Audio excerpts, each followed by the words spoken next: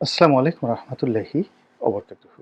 সম্মানিত দর্শক, বাংলাদেশের যে যুদ্ধাপরাধের বিচারের জন্য যে আদালত আইসিটি, এই আদালত প্রাঙ্গণে সম্প্রতি অতি আশ্চর্যজনক একটি ঘটনা ঘটেছে। সেটি হলো আওয়ামী লীগের গ্রেপ্তারকৃত কয়েকজন নেতা, কয়েকজন নয় ঠিক সবাইকেই সাম্প্রতিক সময় সেই প্রিজন ভ্যান থেকে যখন আদালতে তোলা হচ্ছে, তাদেরকে খুবই অবমাননাকর, লজ্জাকর, বিষাদময় পরিবেশে আদালতে তোলা হচ্ছে।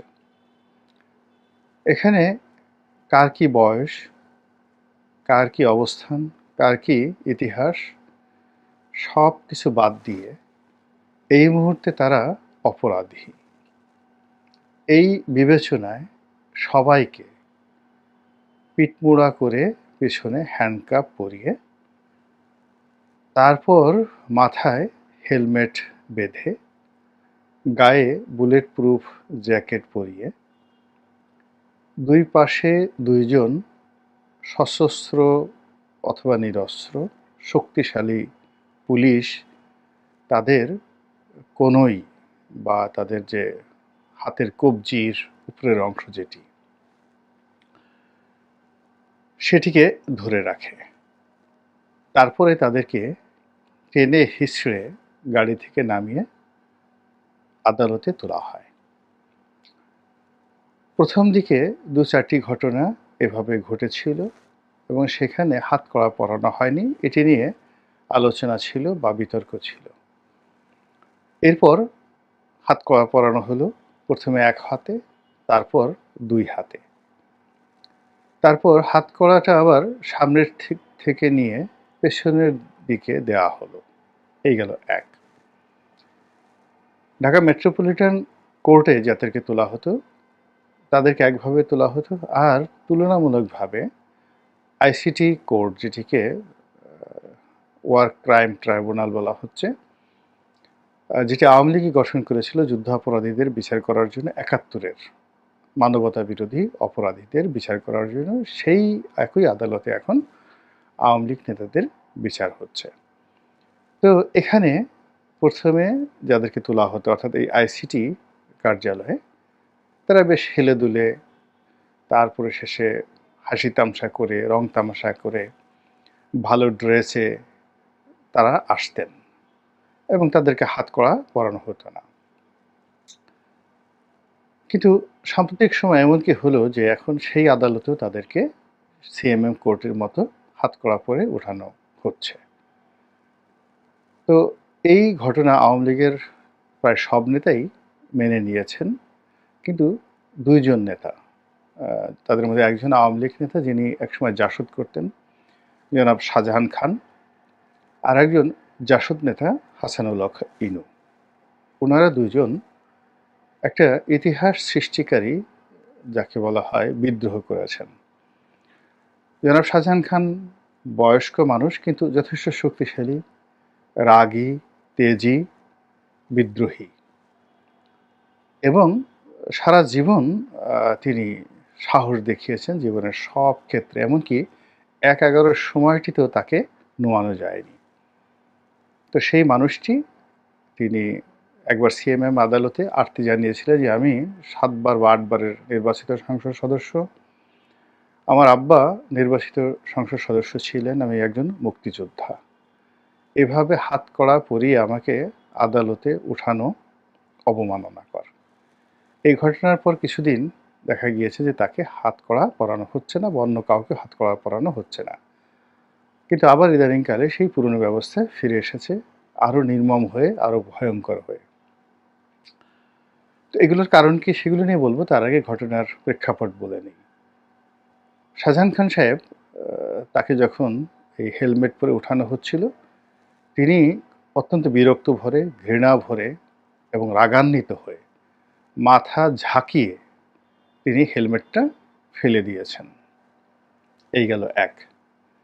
২ নম্বর হলো যে হাসানুল হক ইনু সাহেব, তিনি এই হাতকড়া পরানোর সময়টিতে ভীষণ রকম বিক্ষুব্ধ হয়ে বলেছেন যে একদম রাজাকারের বাচ্চা বলে গালি দিয়ে তিনি বলেছেন যে একদম খেয়ে ফেলবো, এরকম কথাবার্তা। এখন এটার ইমপ্যাক্ট কি? তারা এই ধরনের কথা কেন বললেন, বা এই ধরনের কথার কোনো মূল্য আছে কিনা? আমি মনে করি যে তাদের এই ধরনের কথাবার্তার যথেষ্ট মূল্য রয়েছে। অন্য সবার কথা বলতে পারবো না, কিন্তু কারাগারে বেশ কয়েকজন লোক আছেন, সামরিক, বেসামরিক, শিল্পপতি, এবং এই ২ জন নেতা, যাদের সারা বাংলাদেশ জুড়ে নেটওয়ার্ক রয়েছে। যেকোনো অপরাধ, যেকোনো কাণ্ড, যেকোনো ঘটনা ঘটানোর মতো সামর্থ্য ওই কারাগারে বসে তারা ঘটাতে পারেন। ওই কারাগারে বসে বিভিন্ন সময় শীর্ষ সন্ত্রাসীরা যারা ছিলেন, আমি নাম বলবো না, তারা আন্ডারওয়ার্ল্ড নিয়ন্ত্রণ করতেন এবং এখনো করে যাচ্ছেন। তো তারা যদি সেই কাজ করতে পারেন, তাহলে তাদের সাথে ১০০ গুণ বলীয়ান এবং ওই সকল আন্ডারওয়ার্ল্ডের ডনদের ডন, এরকম শাহজাহান খান সাহেব কিংবা হাসানুল হক ইনু সাহেব, তারা যদি চান বাংলাদেশের যে কোনো জায়গায় একটা বিচ্ছিন্ন ঘটনা ঘটাতে পারেন। এই গেল এক। ২ নম্বর হলো, তারা এই ধরনের ঘটনা অতীতে ঘটিয়েছেন কিনা। আপনারা যারা জাসদের কর্মকাণ্ড জানেন, যারা শরীয়তপুর, ভেদরগঞ্জ, গোসাইরহাট থেকে শুরু করে পদ্মার ওপারের বিস্তীর্ণ এলাকা, বরিশাল, পটুয়াখালী এবং বৃহত্তর ফরিদপুরে, একই সঙ্গে কুষ্টিয়া, এই এলাকাতে পূর্ব বাংলার সর্বহারা পার্টি এবং জাসদ, তাদের কর্মকাণ্ড সম্পর্কে যাদের ন্যূনতম ধারণা আছে, তাদের শাহজাহান খান সাহেব এবং হাসানুল হক ইনু সাহেব সম্পর্কে ভয় না পেয়ে কোনো কারণ নেই। There is no way.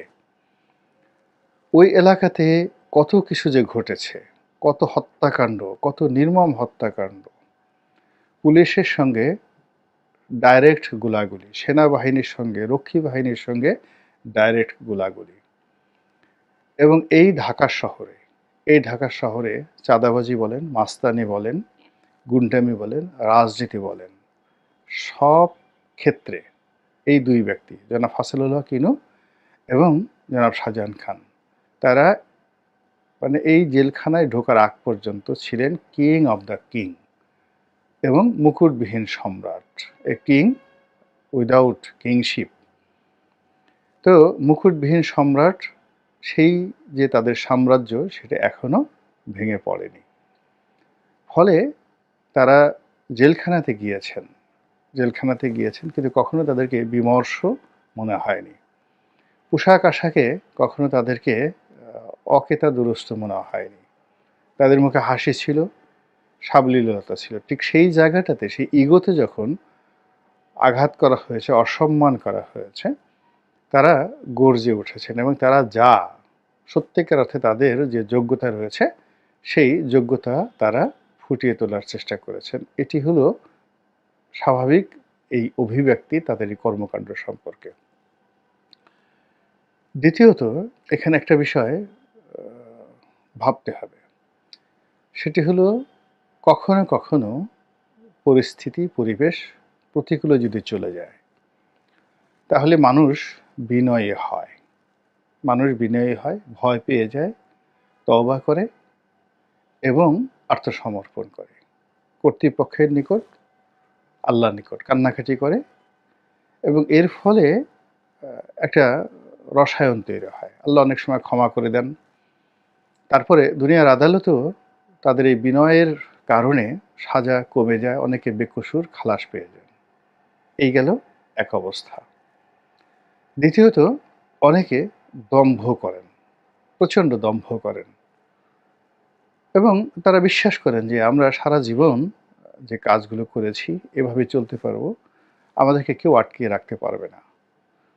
অতীতে এই বাংলায় অনেকে এভাবে দেখেছেন যে জেলখানাতে বসে, গারদে বসে, কিংবা সেই পুলিশের যে প্রিজন ভ্যান, সেখানে বসে দমভক্তি করেছেন, অনেক আচরণ করেছেন, এবং সবাই ফাঁসিতে ঝুলেছেন। এবং সত্যিকার অর্থে তারা যে ফাঁসিতে ঝুলবেন, এটা আনএক্সপেক্টেড ছিল। বাংলাদেশে এই ঘটনা ঘটবে কেউ কল্পনা করেনি। কিন্তু বাস্তবতা হলো যে নিয়তি তাদের দ্বারা এমন দমভক্তি করিয়েছে যে ফাঁসির মঞ্চ এবং ফাঁসির রশি তাদেরকে বারবার শুধু ডেকেছে, "আয়, আয়, আয়, তাড়াতাড়ি আয়।" ফলে সারা বিশ্বের সর্বশক্তি নিয়োগ করেও তাদের ফাঁসি ঠেকানো যায়নি। এমনকি আওয়ামী লীগের অভ্যন্তরে একদম স্বয়ং শেখ হাসিনাও চাননি কিছু লোকের ফাঁসি হোক। কিন্তু তিনি তাদের ফাঁসি ঠেকাতে পারেননি। নিয়ত এমন একটা জিনিস। ফলে এই যে দুজন ভদ্রলোক যদি নিয়তির খপ্পরে পড়ে থাকেন এবং তাদের অতীত কর্মকাণ্ডের যে গুনাহ, পাপ এগুলো যদি খুব বেশি হয়ে যায় তাহলে এই সময়ের যে দমভক্তি, এই দমভক্তি তাদের ফাঁসির মঞ্চের দিকে দ্রুত টানতে থাকবে। এটা গেল ২ নম্বর। ৩ নম্বর হলো যে তারা আবার সগৌরবে ফিরে আসবেন। তাদেরকে বেশি দিন রাখা যাবে না। তারা বের হয়ে আবার রাজত্ব করবেন। এবং এই পৃথিবী সবসময় বিদ্রোহীদের জন্য। এই পৃথিবী সবসময় বীরদের জন্য। বীর মরে জীবনে একবার, কাপুরুষ বেঁচে থাকা অবস্থায় মরে শতবার। তো এই যে সব মানুষ মেনে নিয়েছেন, কিন্তু এই দুজন মানেননি। এর কারণ হলো এই দুজন স্বভাবজাত কাপুরুষ নন। তাদের জীবনে অনেক দুর্নাম থাকতে পারে, বদনাম থাকতে পারে, কিন্তু তারা যে কাপুরুষ, সাহসহীন কিংবা অপদার্থ একথা কেউ বলতে পারবেন না। কাজেই এই যে একটা প্রচলিত বিধি ব্যবস্থার বিরুদ্ধে এই যে প্রথম তারা বিদ্রোহ করেছেন, তারা ঘাড় নাড়িয়েছেন, শব্দমেলা উচ্চারণ করেছেন, এটাও এক ধরনের অশনির সংকেত যে এই বিধি ব্যবস্থা বেশি দিন চলবে না। তারা আগামীতে খুব দ্রুত খালাস পেয়ে যাবেন। এখন তাদেরকে নিয়ে প্রকৃতি কিভাবে খেলছে, দেশ কিভাবে চলছে, সেটি অনেক অনেক পরের বিষয়। বাস্তবতা হলো যে আমি ব্যক্তিগতভাবে মনে করি সব কিছুরই একটা ধারাবাহিকতা থাকা উচিত। আইন আইনের মতো চলা উচিত, বিধি বিধি ব্যবস্থার মতো চলা উচিত। এটিকে কখনো খুব রিল্যাক্স একদম মামা বাড়ির মতো মনে করা উচিত নয়, নানা বাড়ির মতো মনে করা উচিত নয়। আবদার এখানে খাটবে না। আর এখানে বাংলাদেশের এই যে বিধি ব্যবস্থা এটা আজকের নয়। এটার যে লিগেছি সেটা রোমান আইন থেকে শুরু, রোমান যুগ থেকে শুরু। রোমান যে আইন সেটি আবার সেই গ্রিসের আইন থেকে শুরু। তো কাজেই অলমোস্ট প্রায় ৩,০০০ বছরের আইনের যে ধারাবাহিকতা, আমাদের যে ক্রিমিনাল প্রসিডিউর কোড, যে ফৌজদারি কার্যবিধি, এই কার্যবিধিতে রয়েছে। সেই যে গ্রিসের কোড, সেই কোড থেকে শুরু করে Roman code, Latin code, English code, ভারতীয় পেনাল কোড, পাকিস্তান, এরপর বাংলাদেশ। সব জায়গাতেই রাজবন্দী, রাজার বিচার, মন্ত্রীর বিচার, এমপির বিচার, সেনাপ্রধানের বিচার, পুলিশ প্রধানের বিচার হয়েছে অতীতে বহুবার। তো সেই সকল বিচার প্রক্রিয়ার একটা ঐতিহ্য ছিল। পরাধীন রাষ্ট্র একটা ঐতিহ্য ছিল, ইংরেজ আমলেও ছিল। আমরা যখন সেই ঐতিহ্যের বাইরে গিয়ে কোনো কিছু ছাড় দিতে চাইব, ওটাও যেভাবে সম্ভব নয়, আর কোনো কিছু অতিরিক্ত করতে চাইব সেটাও সম্ভব হবে না। আশা করব এখন যারা কারারুদ্ধ রয়েছেন এবং যারা বিচারিক প্রক্রিয়াতে রয়েছেন, সকল পক্ষ যদি এই বিধি এবং ব্যবস্থা অনুসরণ করেন, আমাদের দেশের জন্য বদ নজির, মন্দ নজির হবে না। আল্লাহ আমাদের সবাইকে হেদায়েত দান করুন এবং হেফাজত করুন। আসসালামু আলাইকুম ওয়া রাহমাতুল্লাহি ওয়া বারাকাতুহু।